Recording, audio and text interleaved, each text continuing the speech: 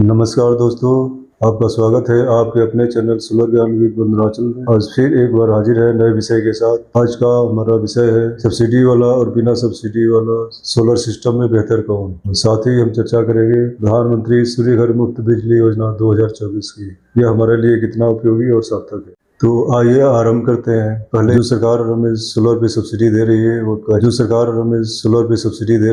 क्या चीज़ है। सरकार चाहती है कि देश में जो है ज़्यादा से ज़्यादा सोलर एनर्जी का उत्पादन हो, जिसका रीजन हम सबको पता है। हमारा ज़्यादातर बिजली उत्पादन जो है कोयले से होता है। कोयले से करीब करीब 50% बिजली का उत्पादन होता है, जो कार्बन उत्सर्जन ज़्यादा से ज़्यादा मात्रा में करता है, जो पर्यावरण को भी नुकसान करता है। सरकार ये चाहती है कि हमारे देशवासी जो है बिजली के क्षेत्र में आत्मनिर्भर बने और हमारा देश का जो है कोयले पे निर्भरता कम से कम हो। इसके लिए सरकार ने सोलर सिस्टम लगाने के लिए तरह तरह की स्कीम निकाली है। उन्हीं स्कीमों में से एक है प्रधानमंत्री सूर्य घर मुफ्त बिजली योजना 2024, जो यह 2024 में लागू किया गया था। इसका पर्पज ही वही है कि कोयले की यूज को जो है कम से कम करना है, और जो हम 50% का उत्पादन कोयले से कर रहे हैं वो हम बिजली का उत्पादन सौर ऊर्जा के रूप में सोलर पैनल से प्राप्त करें। सोलर पैनल हमारे छतों पे जल्दी से जल्दी लगे, इसके लिए सरकार भी हाथ आगे बढ़ाई है, और उन्होंने जो है होने वाले खर्चे में कुछ हिस्सा सरकार भी प्रदान करना चाहती है, ताकि जल्दी से जल्दी अपने लक्ष्य को प्राप्त कर सके और हमारे देशवासी जो है बिजली के क्षेत्र में आत्मनिर्भर बन। सोलर पैनल लगाकर हम अपना बिजली का उत्पादन, जो भी हमारे घर में खर्च होने वाली बिजली है, वो हम दूसरे पे आश्रित न होकर हम अपने आप इसका उत्पादन करें और इसका इस्तेमाल करें, जिससे हमारी कोयले की निर्भरता कम होगी। इससे जो है हमारा जो कार्बन उत्सर्जन है वो कम होगा और हमारा पर्यावरण, हमारा वातावरण स्वच्छ होगा। तो आइए देखते हैं सब्सिडी वाला और विदाउट सब्सिडी वाला सोलर सिस्टम क्या होता है। ऐसा सोलर सिस्टम जिसमें सरकार अपना अनुदान देती है वो सब्सिडी वाला सोलर सिस्टम होता है, और जिसमें सरकार कोई अनुदान नहीं देती है वो बिना सब्सिडी वाला सोलर सिस्टम होता है। सरकार एक निश्चित सोलर सिस्टम के लिए ही अपना सब्सिडी प्रदान करती है। सारे पैनल पे ये सब्सिडी अवेलेबल नहीं है। इसके लिए डीसीआर और नॉन डीसीआर, हमने सुना है कि डीसीआर पैनल होती है और नॉन डीसीआर। डीसीआर का मतलब डोमेस्टिक कांस्टेंट, घरेलू सामग्री आवश्यकता, जिसको हिंदी में बोलते हैं घरेलू सामग्री आवश्यकता। जो डीसीआर पैनल है उसी पैनल पे ही सब्सिडी मिलती है। डीसीआर पैनल का मतलब हुआ पैनल का जो भी पार्ट्स है वो इंडिया में बनेगा, तो भारत निर्मित सोलर पैनल पर ही भारत सरकार सब्सिडी देगी। अगर कोई भी पार्ट इसका बाहर से लेते हैं उस पर जो है सब्सिडी नहीं देगी। वो जो है डीसीआर पैनल है जो इसमें हमें सब्सिडी, इसका सोलर सेल और मॉड्यूल दोनों ही भारत में बनते हैं और उसका टोटली उत्पादन भारत में होता है। तो ऐसे ही सोलर पैनल पर सरकार जो है सब्सिडी देती है। नॉन डीसीआर पैनल पर जैसे हम सोलर सेल बाहर से लेते हैं और मॉड्यूल यहाँ से लगाकर बनाते हैं, तो वो जो है नॉन डीसीआर सोलर सेल में आएगा, सोलर पैनल में आएगा। अगर हम सोलर सेल बाहर से लेकर यूज करते हैं ये नॉन डीसीआर पैनल होगा और इस पे सब्सिडी नहीं। तो क्लियर है कि हमें अगर भारत सरकार से सब्सिडी लेना है तो डीसीआर पैनल का इस्तेमाल करना है। डीसीआर पैनल का मतलब जो पूरी तरह से भारत में निर्मित, उसके किसी भी पार्ट्स का बाहर से हम आयात नहीं किया है। और नॉन डीसीआर पैनल का मतलब उसका सोलर सेल हम जो है बाहर से लेते हैं, बाकी का जो है मॉड्यूल हम यहाँ का यूज करते हैं, बाकी का सेटअप जो है हम यहाँ का यूज करते हैं। चूंकि डीसीआर पैनल का सारा पार्ट्स इंडिया में तैयार होता है तो इसलिए इसकी उपलब्धता कम रहती है, तो इसका जो है डीसीआर पैनल जो है रेट में महंगे होते हैं, और नॉन डीसीआर पैनल इसकी तुलना में थोड़ा बहुत सस्ता होता है, क्योंकि इसके पार्ट्स जो है हम बाहर से ले सकते हैं और बाहर में कंपनियों में प्रतिस्पर्धा के कारण इसका मूल्य अंडर कंट्रोल होता है, जिससे पैनल हाई एफिशिएंसी के बनते हैं और कॉस्ट भी कम आती है। अगर हम 1 किलोवाट का सोलर पैनल लगाते हैं इसमें जो है 65,000 से 80,000 रुपये का खर्च आता है। अगर वहीं हम 2 किलोवाट का सोलर पैनल लगाते हैं तो उसमें जो है 90,000 से लेके 1,40,000 तक का खर्च आता है। और वहीं अगर हम 3 किलोवाट का सोलर पैनल लगाते हैं तो 1,30,000 से लेकर 2,10,000 तक का खर्च आता है। वहीं हम सब्सिडी की बात करें तो भारत सरकार की तरफ से 1 किलोवाट पे 30,000 रुपये की सब्सिडी मिलती है, वहीं 2 किलोवाट पे 60,000 की सब्सिडी मिलती है, और 3 किलोवाट पे 78,000 की सब्सिडी मिलती है। 2 किलोवाट तक 60,000 की सब्सिडी होती है, और 3 किलोवाट और उससे एबव जो भी सोलर सिस्टम है उसके लिए 78,000 ही परमिटेड है।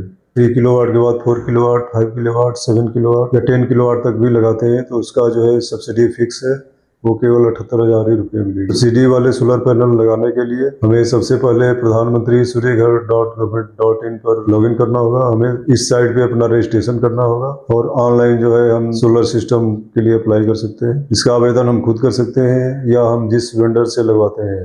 आजकल वेंडर्स भी सारे पेपर्स तैयार करते हैं, हमारा जो भी परमिशन है, जो भी एनओसी है, पूरा कागज तैयार करके देते हैं। हम जिस वेंडर से भी अपना सोलर सिस्टम लगवाएं, ये ध्यान रहे कि वह सरकार से अप्रूव्ड हो। सब्सिडी वाले सोलर सिस्टम लगाने के लिए घर जो है अपना होना चाहिए और हमारा बिजली का कनेक्शन वैध होना चाहिए। रेजिडेंशियल कनेक्शन होना चाहिए, कमर्शियल कनेक्शन पर ये अप्रूव नहीं हो। जो भी सब्सिडी है केवल रेजिडेंशियल। अगर बिजली का कनेक्शन हमारा कमर्शियल है तो इस पे जो है सब्सिडी सोलर सिस्टम अप्रूव नहीं होगा। सब्सिडी उसी पे मिलेगा जहां पर हम सोलर सिस्टम घरेलू इस्तेमाल के लिए लगाएंगे। अगर हमारा सिस्टम कमर्शियल इस्तेमाल के लिए है तो उस पर सब्सिडी नहीं है। तो अगर हम घर पे इस्तेमाल के लिए अगर सोलर सिस्टम का चयन करते हैं तो जाहिर सी बात है कि हमें सब्सिडी के साथ जाना चाहिए। अगर 3 किलोवाट तक का हमें सोलर सिस्टम लगाना है या लगाने की सोच रहे हैं तो हमें सब्सिडी के साथ ही जाने में फायदा है, क्योंकि 3 किलोवाट तक हमें 78,000 रुपये का बेनिफिट मिल सकता है, जिससे हमारा सोलर सिस्टम जो है काफ़ी सस्ता हो जाएगा।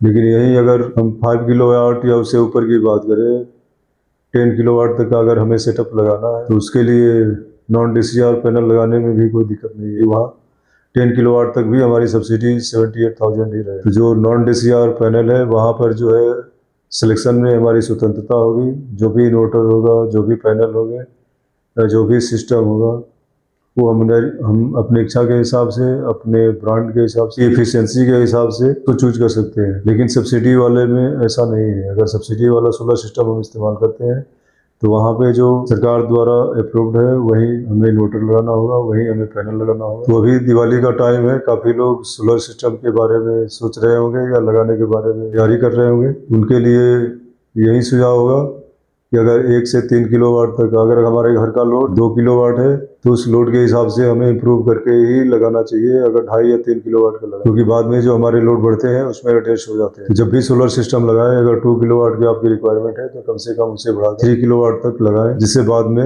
हमें कोई दिक्कत ना हो। अगर 1 किलोवाट से 3 किलोवाट के बीच में जाते हैं तो बेशक सब्सिडी के साथ जाने में कोई दिक्कत नहीं है।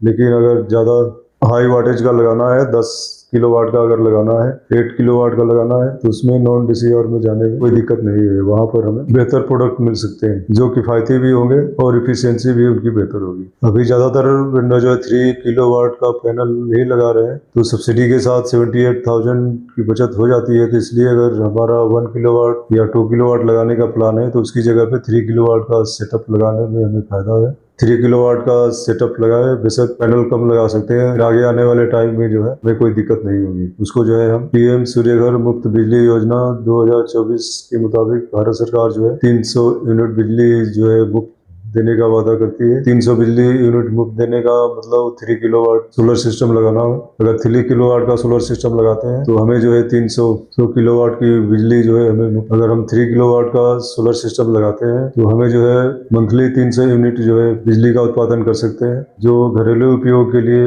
काफ़ी होता है। सब्सिडी योजना के तहत आवेदन करने पर हमें डिस्कॉम से जो है अप्रूवल लेना पड़ता है।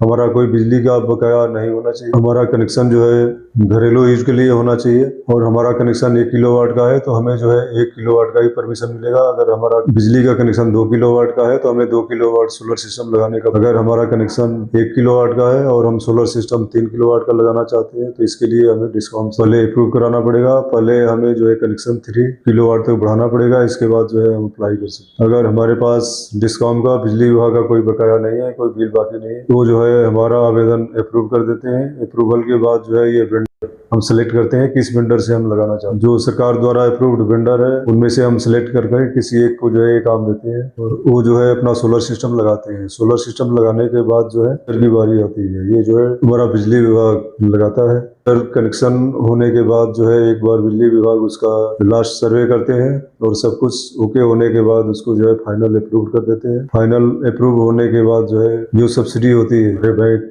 अकाउंट में ट्रांसफर हो जाती है। तो पहले जो सोलर सिस्टम का खर्च है उसका पैसा हमें अदा करना होता है और सब्सिडी जो है हमारे अकाउंट में बाद में आ जाती है। लेकिन अभी जो है कुछ वेंडर जो है सब्सिडी माइनस करके अपना सोलर सिस्टम का पैसे लेते हैं। जैसे ही सब्सिडी आती है वो अपना पैसा पूरा कर लेते हैं। तो सब्सिडी वाले सोलर सिस्टम लगाते टाइम ये सारी जानकारी पहले वेंडर से प्राप्त कर ले, आवेदन की प्रक्रिया भी उनसे डिस्कस कर ले। वेंडर जो है सारी कागजी कार्रवाई करते हैं, सारे जो है एप्लीकेशन अप्लाई से लेकर सब्सिडी आने तक का सारे प्रक्रिया पूरी करते हैं। ये चीज़ें फाइनल कर ले, हमें कितना पेमेंट करना है। अगर ये वीडियो आपको ज्ञानवर्धक लगे तो आप हमारे चैनल को सब्सक्राइब करें और इस ज्ञान को अपने दोस्तों तक भी शेयर करके बढ़ाएं।